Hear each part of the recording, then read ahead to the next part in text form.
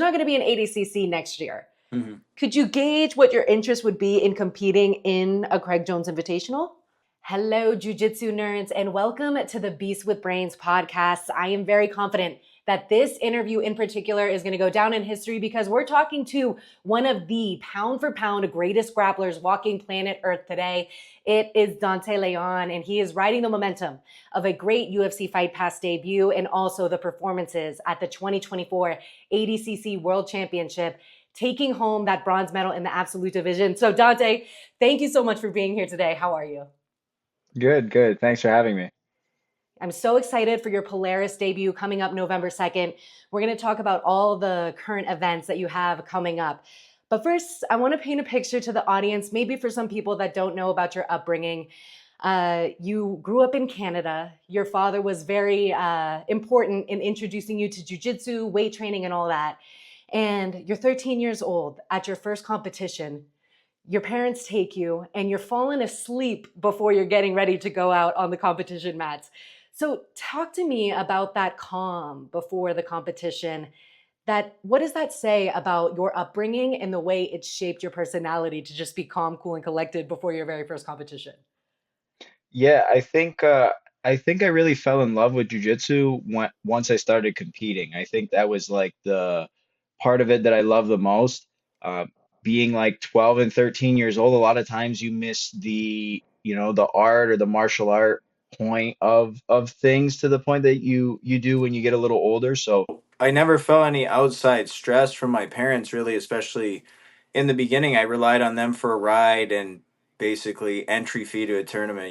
So I relied on them for a lot. I had no way to go to tournaments without like mom or dad or both being there. And they never really provided me a lot of outside stress. There wasn't a lot of stress at home. There wasn't a lot of stress on me to do well in the competition. It was more so me putting pressure on myself as I got a little older. So not having that stress outside of the competition or outside of the gym really helped me, stay calm and stress free when I was in those tense situations. And when you were going through the competition process, you were kind of really falling in love with competing, obviously, but it wasn't until you won a major tournament, the Pans, that gave you the confidence to let your parents know, like, hey, I want to do this as a professional career. So how did they take that news? Like they took it really well, honestly. Especially given like back then, telling somebody that you want to do jujitsu as your career was not really like even nowadays. It's a tough task, but back then it was pretty unheard of. So to tell my parents I wanted to do that was pretty bold. My dad was for it, and my mom was for it, but they had some things where they thought, I obviously you have to finish high school, you have to prioritize school, you have to try to go to college. And then after that, it was kind of like you do what you want to do. Like if you're old enough and you're not living in the house, they can't really tell you too much about what you do. But the entire time they're very supportive. Willing to take that risk without knowing where exactly it would take you. But obviously, it has taken you to such great places. I mean, you beat the 88 kilogram champion, you beat the 77 kilogram champion on your way to getting the bronze absolute medal at ADCC this past year. For you, did it make it even more poetic to have that kind of comeback victory after losing first round in your division, but then getting the submission against Mica, the person who won your division? Yeah. Yeah, it was kind of a crazy weekend between, just everything. I think it's like the best weekend for jiu-jitsu ever. And then I started off like really poorly. And I was pretty upset. So to rally back really helped out a lot with myself, the event, and had some pretty epic matches. Had a really, really great run. Would I have traded that for like a better performance on day one and two to win my weight class? I mean, I don't know. That's a really tough call. I really, winning ADCC was a really big goal. So proud of myself for being able to go into the open and kind of take on a even bigger task than the 77 kilo division and almost do it. I guess you could say that you almost did it. I had a match that I dropped to Kainan, and then I was able to win third, but it's pretty good. I'm one of only 4 77-kilo guys, I think, to ever place in the Open at ADCC. Yeah, it was definitely a crazy storyline. If your life was a movie, I am very excited for the sequel coming up. But I know you have many, many years on your career coming up. Someone that you beat to get that bronze medal was Carlo Bodani. And I thought it was so interesting that when you were a black belt and he was just a purple belt, you guys were roommates. How did that even happen? Like, you guys are just crossing paths and just both happen to be doing jiu-jitsu? Like, hey, you need a roommate?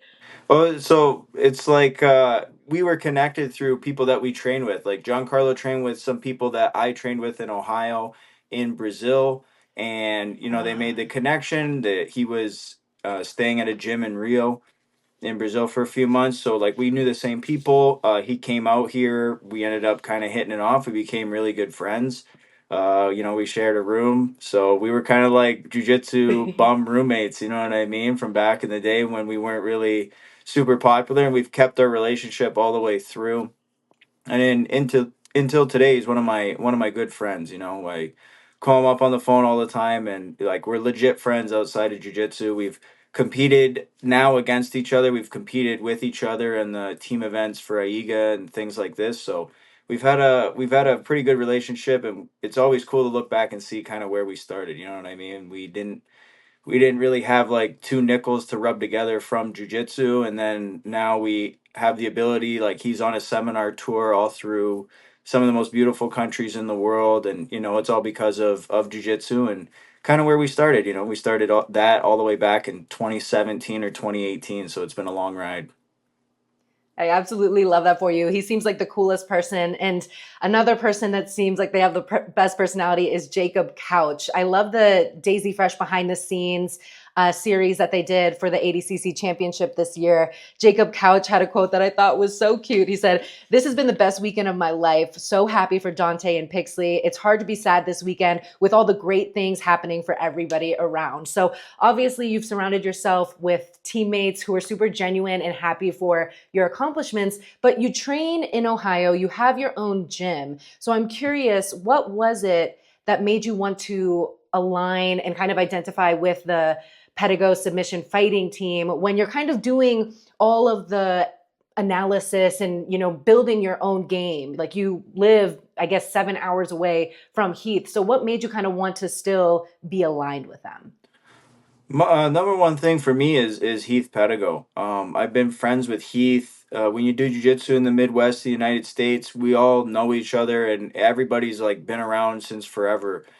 I'm pretty young in the game still. I'm only 29 years old, but around here I'm like very old school. I know everybody. I know all the old school black belts. I trained at a lot of their gyms. They've known me since I was like training at 12 and 13. So we've all known each other for a long time. Heath and I knew each other because he would always have competitors that'd be like a belt rank under me. So at a lot of IBJJFs, if I was like a blue belt, he had a bunch of white belts. So it was like the beginning of his team coming up. I always thought it was cool that he had a team of really tough kids, and he was coming out of the Midwest, like Illinois. Everybody thinks of Chicago. He's in Southern Illinois, so that's like right by St. Louis. That's about 5 hours away from Chicago. So, very small town vibe, and always just resonated with me really well. And he and I became friends over the years. So when there was a situation where I was kind of between teams, I figured that we should align, because more so than being in an association or under Heath, we're kind of friends and doing things together. The more results that I have here, the more that we can swap training and exchange training between us and the headquarters and everybody else that's at Pedigo now. I just think it makes everybody better, and it feels good to do something that's based in the Midwest. I myself, I'm in the Midwest. He's in the Midwest. Midwest is a big place, and it has a lot of tough wrestlers. It has a lot of strong, kids from the country. It has a great athlete. If you look at football and you look at wrestling, you look at all the major sports of America, the Midwest has produced some of the best athletes in history. So if we can band together and get a couple of those over to jiu-jitsu, I think we could, change the game. Certainly, the potential for powerhouses in the Midwest is there. I know that for you, it was just trying to get the most optimal training? So you were crossing the border a bunch, even at just 15 years old. How did you end up settling in Toledo, Ohio? Yeah, so the funny thing is where I grew up in Canada is so close to the border, like Detroit. It literally looks like you could throw a stone like from the edge of Windsor to Detroit. It's a short drive right over the bridge under a tunnel. It's something that we grew up doing as kids. You know, if our parents went shopping, if it was ever a big shopping day, we go to Detroit. If it was ever a big game or concert or event, it was in Detroit. So growing up, we were always crossing the border. So to cross the border a few more times a week was not really the biggest thing in the world. Obviously, it has its struggles and everything, but Toledo is only an hour from there. So throughout my childhood, I trained in Toledo from time to time. I make connections with people out here, see different gyms, train with different people. And my training was never based out of here until 2015 when I made the full move over, but it was always a place I really liked. I had probably some of my most influential training for the times when I was between 13 and 16 years old in Toledo. So it was always a place that kind of was cool to me. It was close to home, was close to my family. So it kind of checked all the boxes for me. Yeah, because people always say, oh, if you're grappling Austin, Texas, San Diego, those are the spots. But it sounds like you have a really great system with the West Side barbell training and all that you've been doing. And now you're taking it to the biggest stages. You just had your UFC Fight Pass debut at Fight Pass Invitational 8, got the submission there. And now you're going to be making your debut with Polaris for their biggest event yet, Polaris 30. So do you feel like some of these opportunities are coming because of the performances that you've had at ADCC, or have you kind of been in talks and they've been wanting to put you on these cards and these different platforms? Like I've been on every single super fight event except Polaris, I felt like, and UFC Fight Pass. Is like an event that was streamed on UFC Fight Pass. I almost felt like I couldn't get onto it, you know, and I was on every other thing. I was on every other super fight promotion. I have multiple matches on all of them. And, you know, right after ADCC was Fight Pass, and then immediately it was Polaris. So it was kind of crazy how that happened. Do I think that these specific ones have to do with ADCC? I think so, because I think Las Vegas, that's where you have everybody who's with Fight Pass. They were obviously at the event. They saw me on Sunday do what I did, and I think that stuck with them a little bit, and you know, rightfully so.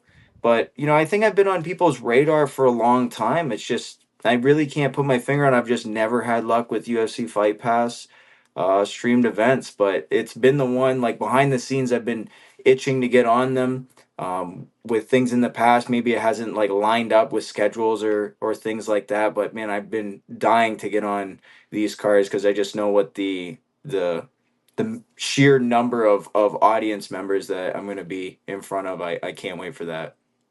Yes, you've definitely been more on the radar. I know my jujitsu nerds have been asking for an interview with you for a while. So it's so awesome to see your career really blossom onto these other stages. And you're going to get to show that personality and that skill on the mats against a British grappler in Ellis Younger. So when they're putting one of their top guys and then they're putting them against someone from North America, do you kind of come in with a little bit of a chip on your shoulder? Like this is your Polaris debut and they're putting you against someone that they're trying to build up as well. Yeah. I mean, I fully expect if I'm coming in there, I'm not gonna get a gimme match. You know, I think I'm past the level of somebody who would get like a match. I know they're gonna try and give me somebody tough. And Ellis is not as well known as maybe some of the other European grapplers, but he is one of the better ones. He has a really unique game. He has some things he does really different from guys at our weight class, and he's obviously posed a lot of issues and he has good results in tournaments. You know, he's placed in Nogi Worlds at black belt. He's placed at trials multiple times.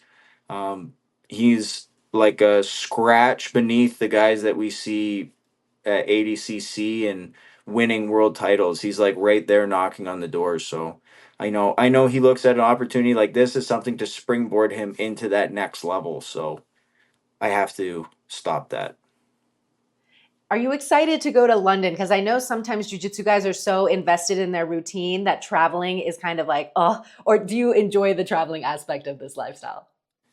Yes and no. I mean, there's parts of travel that just suck. The plane ride is always terrible. Adjusting to time is always terrible. But to go to a place like London, I love London. When I was there, I was only there for 12 hours. It was basically a stopover for me. I took a train from where I was staying, stayed in London for the night, and then flew out in the morning. So I didn't really have a lot of time. But exploring the city for a night by myself was amazing. So this time I'm going to stay a few extra days. My girlfriend and I are going to stay and hopefully have a nice little 2 to 3 day vacation in London. Get to see all the things I didn't get to see last time. So yeah, I'm pretty excited about London this time. I love that for you. Get to compete and then enjoy as well. So that's always awesome. You're obviously killing it in your athletic career right now, but also you have opened 2 gyms.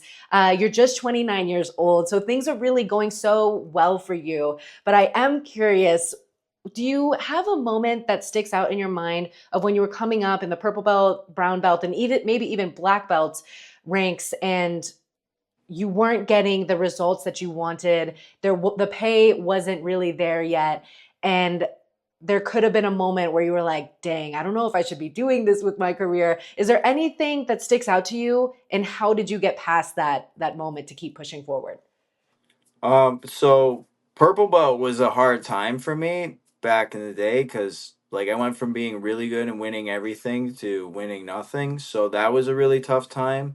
And then kind of other things, and it seems like when your like job or your career goes bad, other things kind of go poorly as well. So like other things in my life just weren't as good. There weren't any major events, I would say, but it's just that because I didn't have a way to divide, bad competition or bad results with the rest of my life. So everything kind of went down a little bit. So that was a time that I felt my back against the wall. And to be honest, there's been times at black belt when only thing I want to do is like be active and do matches, and it just doesn't seem like I can get on cards as much as I'd like to, or certain cards don't have fights as active and as much as I wish they would. And those times are hard for me because I really like to be active. I really think activity is your biggest friend in this sport as a competitor, and I think it's the biggest friend to fans as well. I mean, if you only compete twice a year, nobody like it, this isn't the UFC, so we have to stay a little more active, and I think it just benefits the community as a whole more. So when I don't get to be active, I get stressed out, to be honest. And you've talked about being in the generation that is almost like the new generation. Like we have access to so much different stuffs and forms of recovery. The longevity of athletes is going to be growing and growing with all the stem cells and different things that you could do. But it also is shifting in terms of pay and really being able to make a career out of this. So, what is it like being in that new generation, and what responsibility do you feel like you have in paving the way for future grapplers? Yeah, I think a lot of what's coming into this now is going to be business, and I think the more grapplers and the more money that comes around, the more that the athletes have to be business savvy in a sense. I don't think we have to be, accountants or anything, but I think we have to be intelligent. There's a lot of times that we shouldn't be afraid to ask for more. We have to know what we can offer and what we do give. So I don't think we should be afraid or shy anymore to ask for more money. I think that's always a thing in jiu-jitsu. Everybody would be like dying to get on a certain card and they'll be like, I'll take $400, I don't care. And it's like, well, you got scammed a little bit, so I think we need to do that. I think we need to not be overly bold or stand up, but we have to know our worth and we have to stand strong on it, because I think for the next generation that'll save them, for them to make real money. They won't have to like nickel and dime or find one certain show or a couple shows. They can actually make a lot of money from doing jiu-jitsu, and it'll be because of the choices that the athletes made in the generations before them. When you look at baseball, there were certain athletes that were really good that changed the game due to what they demanded out of contracts. So in the 70s, they used to have to work in the off season to pay their bills, and then in the 80s, guys were getting $1 million to play baseball, and that was unheard of. So those players kind of changed the game, and nowadays you see guys get $50-60 million to, play, to be on a team for a few seasons. So, things compound after that.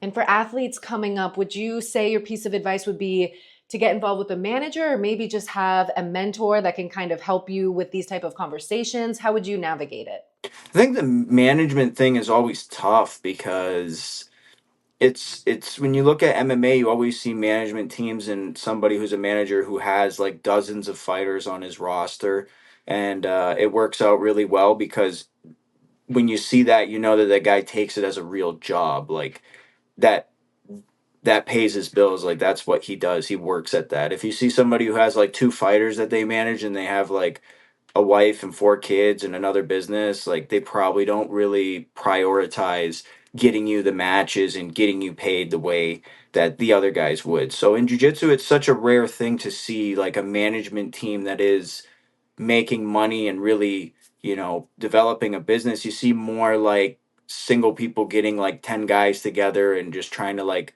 scrape a little bit of money off the top. And in my experience, I haven't seen too much with managers or management teams in jiu-jitsu be super successful.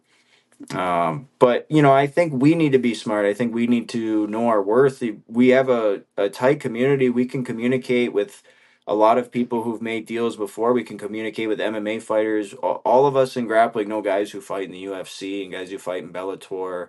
All of us have friends that have competed in other organizations or in other places for different sports. So, we can always do our own homework and look at things and research things and see how pay ascends and what we are worth. We can see what our viewership is. We can see what our likes are, things like this. These are all pretty simple things that we can kind of educate ourselves on. It can help us make better choices when we're trying to negotiate.